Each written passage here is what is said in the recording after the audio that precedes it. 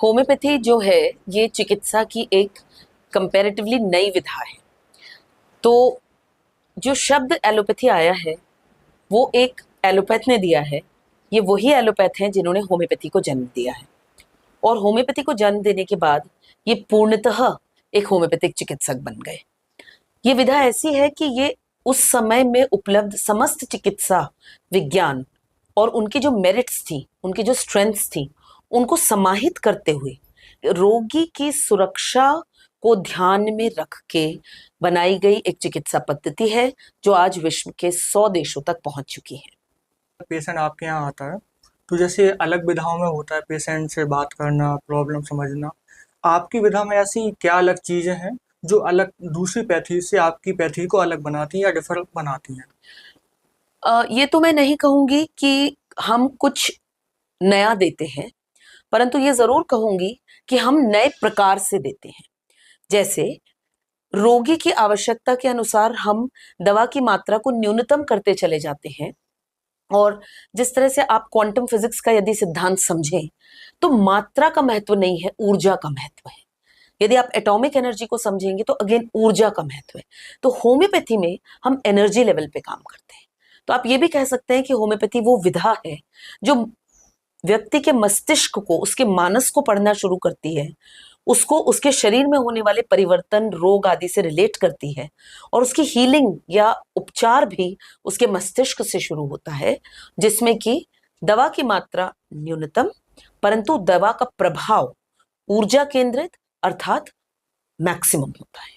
Okay ma'am, अभी जैसे आपने बात की कि आप दवाइयों में जी जो मात्रा है उसकी क्वांटिटी को न्यूनतम करते हैं, जी। तो आप मैम ये बताइए हमें कि अगर आप मात्रा को न्यूनतम कर रहे हैं तो फिर वो मेडिसिन इफेक्ट कैसे डालेगी किसी पर्सन पे, उसको रोग से कैसे मुक्त करेगी? देखिए, सबसे पहले आप ये समझिए कि मनुष्य के शरीर के अंदर का जो बैलेंस है वो बहुत ही डेलिकेट और बहुत ही मटेरियल से अलग है। जैसे आप एक छोटी सी बात आपको बताती हूँ। आपने कोई अच्छी खबर सुनी, आप बहुत प्रफुल्लित हो गए, आपको ना भूख लग रही है ना प्यास लग रही है। इसी तरह से कोई बुरी खबर सुनी और आप इतने निराश हो गए कि आपको भूख लग रही है ना प्यास लग रही है। दोनों ही परिस्थितियों में कोई रोग आया क्या या कोई उपचार आया क्या? नहीं, परंतु आपका मस्तिष्क प्रभावित हुआ, आपके शरीर का रिएक्शन प्रभावित हुआ। होम्योपैथी में हम इसी रिएक्शन के परिवर्तन को या मानस के बदलाव को पढ़ते हैं और दवा के नाम पे उस न्यूनतम ऊर्जा को उसके शरीर में डालते हैं जिससे उसका बैलेंस वापस आए। सुनने में शायद ये थोड़ा अलग लगे, हम लोग मटेरियल लेवल पे बहुत चल रहे हैं। हम लोग कहते हैं इतने किलोग्राम शरीर के वजन पे इतनी दवा देनी है। ये रासायनिक अप्रोच है, ये केमिकल अप्रोच है। लेकिन इस मस्तिष्क को प्रभावित करने के लिए इस प्रकार का बदलाव उसके शरीर में लाना है, ये होम्योपैथिक अप्रोच है और ये प्रकृति का भी सिद्धांत है। उदाहरण देती हूं, आप छोटे जानवरों को लीजिए। जो कुत्ता है वो यदि कुछ गलत खा लेता है तो वो घास खाने लगता है। सामान्यतः वो घास नहीं खाता, लेकिन वो घास क्यों खाता है? ताकि उसको उल्टी हो जाए और वो उस व्यर्थ पदार्थ को शरीर से बाहर फेंकता है। अब ये घास क्या है? ये कोई उपचार है क्या? ये कोई रसायन है क्या? लेकिन ये एक बैलेंस को री एस्टैब्लिश करने का तरीका है। होम्योपैथिक दवाएं भी इस प्रकार से बनाई जाती हैं और उसमें जो पदार्थ का उपयोग किया जाता है वो वही पदार्थ है जो रोग को पैदा करता है। उसको पोटेंटाइज करके उसकी ऊर्जा को संग्रहित किया जाता है, बढ़ाया जाता है और उसकी मात्रा को कम किया जाता है, जिस वजह से वो व्यक्ति को उस रोग से उपचारित करता है। समः समम समयेति, सिमिलिया सिमिलिबस क्यूरेंटर। मैम, अभी जैसे आपने दवाओं की बात की जी तो इसमें एक वर्ड आता है होम्योपैथी में, वाइटल फोर्स। बिल्कुल। डॉक्टर से बोलते हैं होम्योपैथ कि वाइटल फोर्स डीअरेंज हो गया, वाइटल फोर्स इफेक्ट हो गया, इसलिए पेशेंट में ये डिसीज उभर के आई। तो ये वाइटल फोर्स क्या होता है? क्या ये अपना मन है, आत्मा है? कोई इससे भी कंफ्यूज होता है, तो आप इसको थोड़ा डिफाइन करिए और ये कैसे इफेक्ट होता है ये भी हमें बताइए। जो शब्द आपने कहा वाइटल फोर्स, ये वाइटल फोर्स डॉक्टर हैनीमैन ने कोट किया था, जिसको कि अंत में आते आते उन्होंने वाइटल प्रिंसिपल बोल दिया था।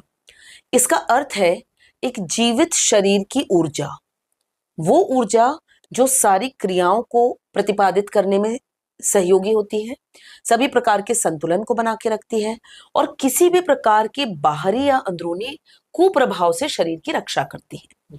तो जिसका वाइटल फोर्स इफेक्टिव है, जिसका वाइटल फोर्स स्ट्रांग है, जिसके अंदर ऊर्जा पर्याप्त मात्रा में है, वो रोग मुक्त होता है, जिसे आजकल हम इम्यूनिटी कहते हैं। अब आप बताइए कि इसी धूप और इसी लू में सभी लोग घूम रहे हैं, सब तो बीमार नहीं हो रहे, लेकिन कुछ लोग हैं जो बहुत बीमार हो जाते हैं जरा सी लू में जाके, कुछ लोग होते हैं जो बहुत लू में काम करते हैं, तो भी ये आदत नहीं है, ये उनकी आंतरिक शक्ति है। इम्यूनिटी तो बहुत छोटा वर्ड है, ये जो हम सेल्स लोकेट करते हैं इम्यूनिटी के लिए बहुत सूक्ष्म शब्द है। वास्तविक शब्द वाइटल प्रिंसिपल या वाइटल फोर्स है, जो हमारे शरीर, आत्मा, मन और पूर्ण एनवायरनमेंट के साथ एक संतुलन पैदा करने वाली ऊर्जा है। और यही होम्योपैथी में आप कह सकते हैं कि उपचारित भी किया जाता है और ढूंढा भी जाता है कि इसमें क्या दोष है। जिसे आपने प्राणिक हीलिंग सुना होगा, प्राणिक हीलिंग का भी सिद्धांत यही है, प्राण वही है। जैसे एक जीव और निर्जीव के अंतर में एक सिर्फ प्राण का ही फर्क होता है, जिसे प्राणवायु कहते हैं, यही प्राणवायु वाइटल फोर्स भी है। अगर कोई पेशेंट होम्योपैथ डॉक्टर के पास जाता है कंसल्ट के लिए, तो ऐसा उसके मन में क्वेश्चन आते हैं, क्योंकि होम्योपैथी में काफ़ी सारे क्वेश्चन पूछे जाते हैं, बिल्कुल पर्सनल क्वेश्चन भी पूछे जाते हैं। बिल्कुल। तो पेशेंट के मन में ये डाउट आता है कि ये जो डॉक्टर हमसे क्वेश्चन कर रहा है, तो क्या इसका कोई पर्सनल इंटेंशन है इसमें, या फिर इसके लिए वो ज़रूरी है। तो आप हमें ये बताइए कि डॉक्टर ये ऐसे क्वेश्चन पूछता क्यों है, जी, क्या उसके कोई पर्सनल इंटेंशन रहते हैं, या उसके लिए ये बहुत ज़्यादा ज़रूरी रखते हैं, कहीं ना कहीं मायने रखते हैं।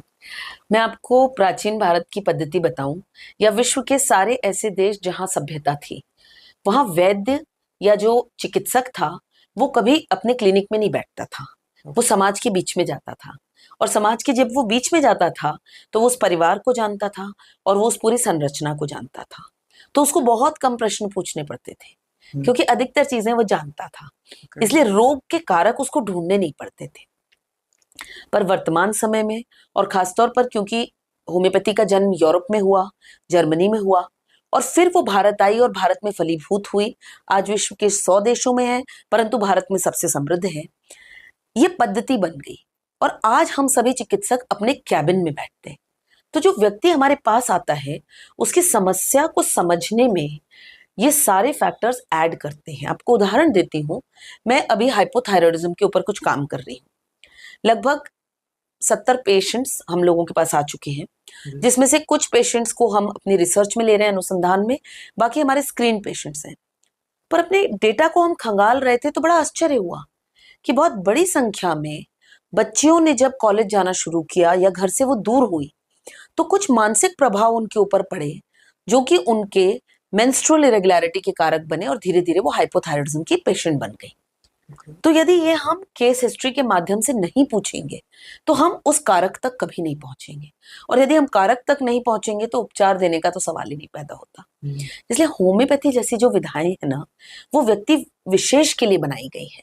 वो बहुत बड़ी जनसंख्या में लोगों को एन मास हैंडल नहीं करना चाहती, हम एक एक व्यक्ति की समस्या को इंडिविजुअलाइज्ड अप्रोच से हैंडल करना चाहते हैं। और यदि इस अप्रोच को फॉलो करना चाहेंगे तो उसका तरीका यही है कि पहले उस व्यक्ति और उस व्यवस्था को समझा जाए, और जब हम उसको समझते हैं तो खुद ब खुद उपचार की दिशा स्पष्ट हो जाती है।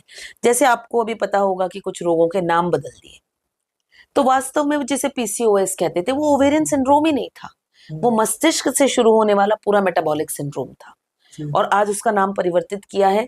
ये नया है विधा के लिए, हमारे लिए नया नहीं है, आयुर्वेद के लिए नया नहीं है, सिद्धा के लिए नया नहीं है। हम लोग तो इसी रूप में व्यक्ति के संपूर्ण व्यक्तित्व, परिवार, परिदृश्य, बैकग्राउंड, परिस्थितियों, सबके आकलन पे ही हम उनको उपचार प्रदान करते हैं।